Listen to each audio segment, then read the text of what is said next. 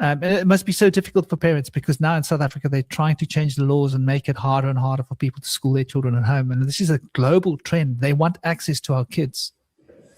And, you know, the children is, that's really where the focus needs to be for if we want to make the world a better place, we need to help our children to understand that you can't trust the government necessarily.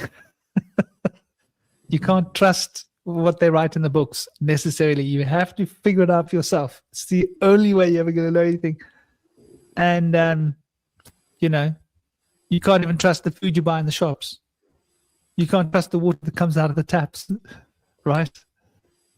Because, you know, you don't know where it's been. And so, yeah, I mean, I really feel for the people that are having babies now. When my child was born, they wanted to vaccinate him.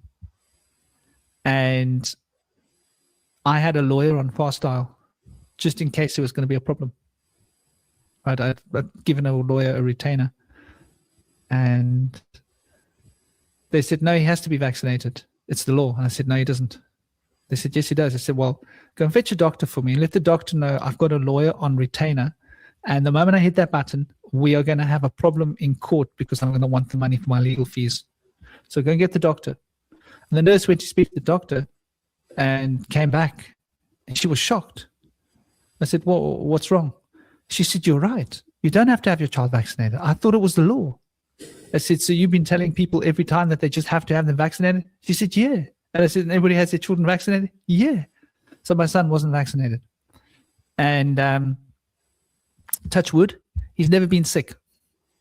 The most he's been ill in his life has been for half a day.